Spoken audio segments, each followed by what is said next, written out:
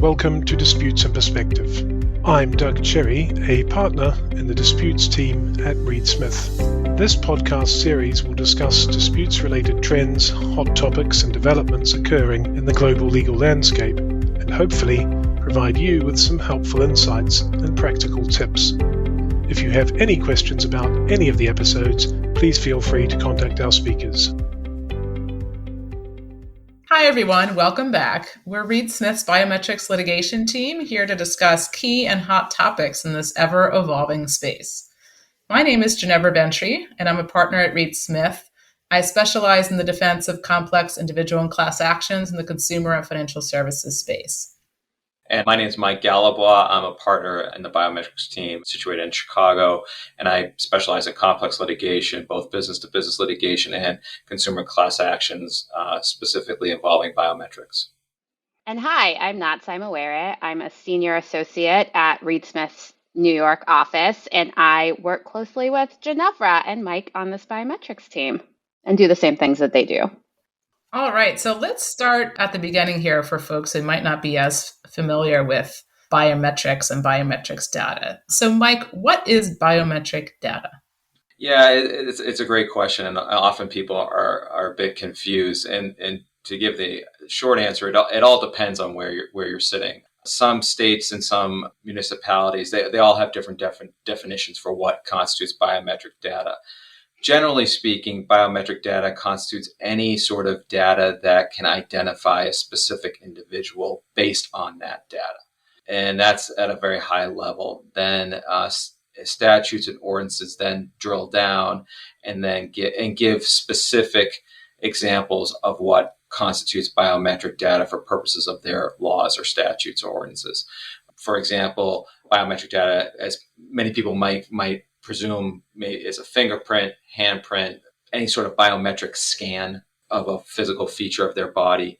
That often is what would constitute a piece of biometric data. But beyond that, some states go a bit further, and they will say something like someone's personal gait, their walk, their stride, their typing, their keystrokes. Also, anything that identifies them almost outside their biometric features, but maybe their behavior can also constitute biometric data. So it's really important when you're considering what constitutes biometric data to understand where you are and how it's defined in that specific jurisdiction.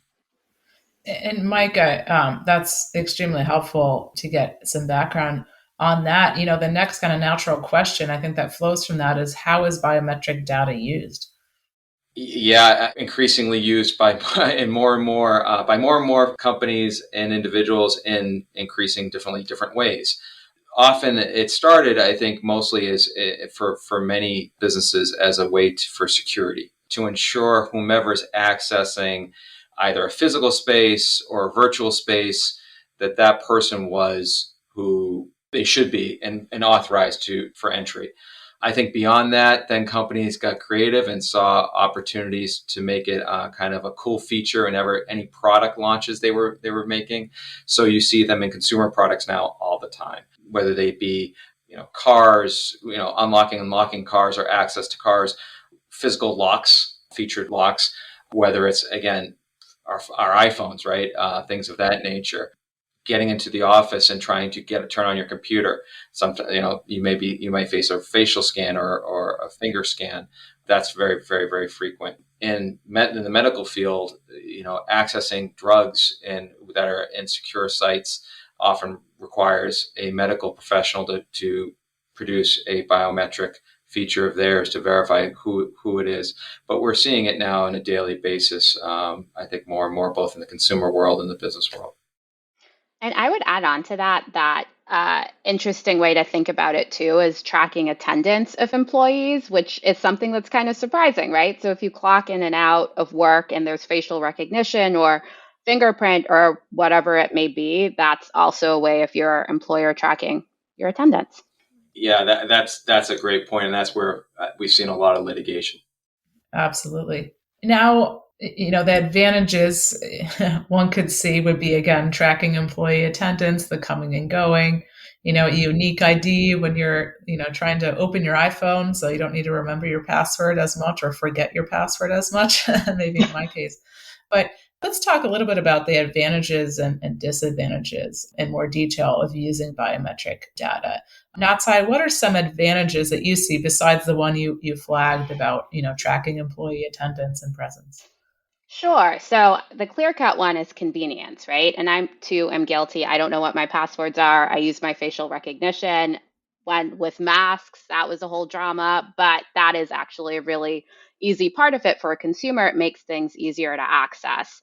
I think to Mike's earlier point, in terms of security, if it's your particular facial pattern, your fingerprint, your gait, that's something that's personal to you. So that creates a lot more security and accuracy in terms of access to information or places or whatever it may be.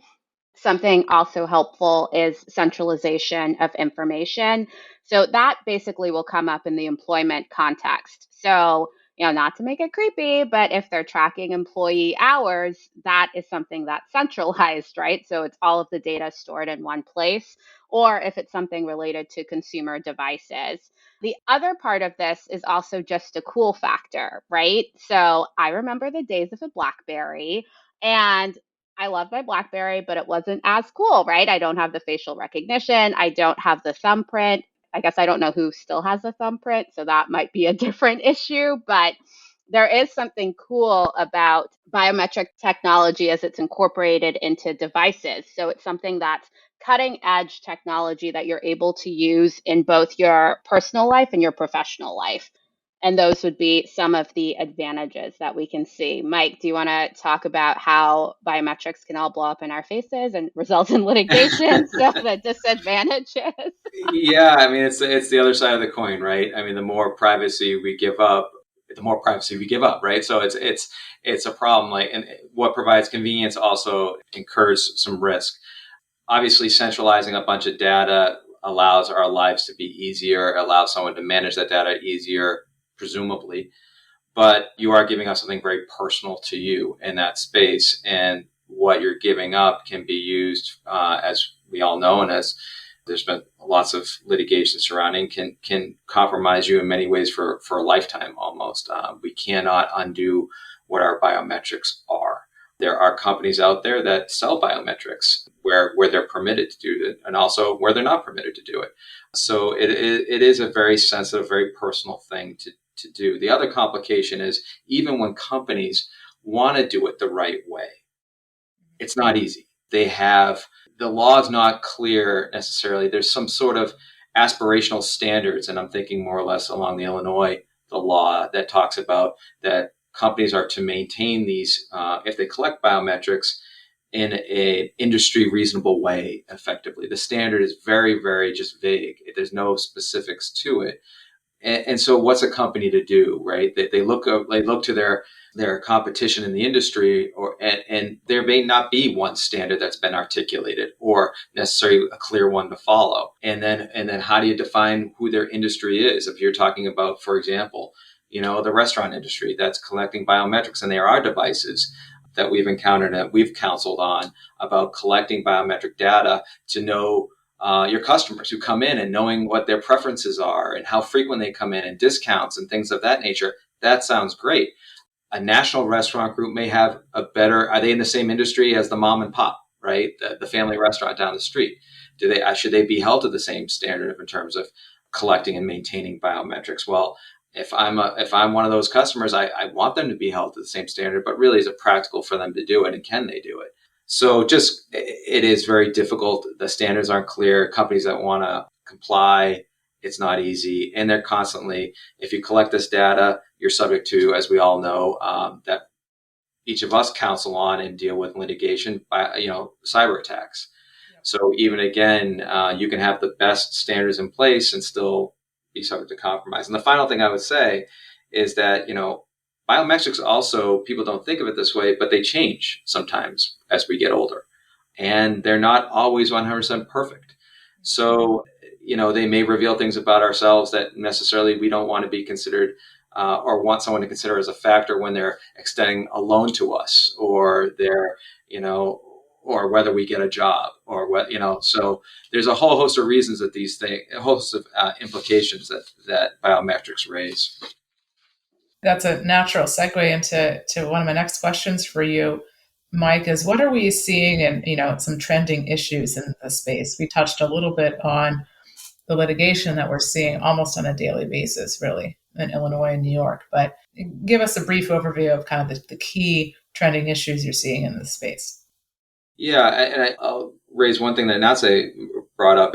Initially, it's employment. I mean, biometrics are just, there's companies pushing these products out daily about how to better screen hours, better screen for security, and they're becoming more and more prevalent. I think that's something we're always, that's a trend that's just, it's been going on for a couple of years now, and we're going to see a lot more of it.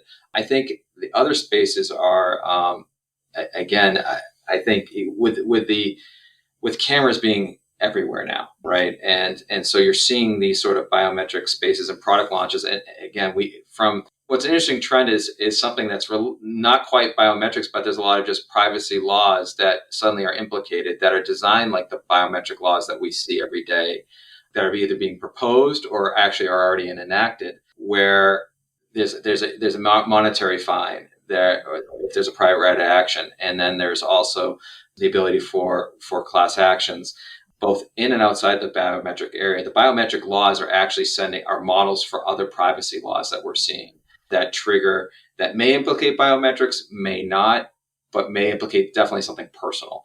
So I know that's kind of a little bit different from what we were talking about in terms of biometrics, but that's a trend we're seeing. I think we're seeing privacy laws modeled on biometric laws with the same sort of sanctions, the same sort of subject to complex consumer class actions and that's going to continue to build. Mm-hmm. And that is, some of those, if it becomes a class action, which really is the large flavor of litigation in this space, I mean, they could have debilitating effects to a company's business, correct, in light of the statutory damages at issue? Yeah, I mean, 100%. And Natsa and I have spoken about that. I mean, you see these companies, I mean, everyone hears of the bigger, larger settlements with Google and Facebook. But as Natsa and we've come across a host of companies that are certainly much smaller, certainly may not splash along the headlines, but we've had to counsel companies that, in difficult situations that are facing, incredible exposure in terms of their own platform. So yeah, it's very difficult. And I think one thing I would highlight here is that it really is the ingenuity, for lack of a better way to describe it, of the plaintiff's bar, because some of the theories that would come up as what is a violation of your biometric data, your privacy rights, some of them are kind of like out there and not things that you would necessarily think about, but they do create risk to a company. So for example, one that I always sort of find interesting is how you interact with a website, right? That's a privacy right. And that's something that a plaintiff's lawyer may believe rises to a class action. Or if you're trying on glasses and you're going through, the display on a website, or trying on lipstick and it's a virtual try on, that's something that could implicate your biometric data and rise to the level of a class action. So got to give the plaintiff's bar some credit there, even though, I mean, it's not great for us, but right, it's interesting the way they come up with some of these theories.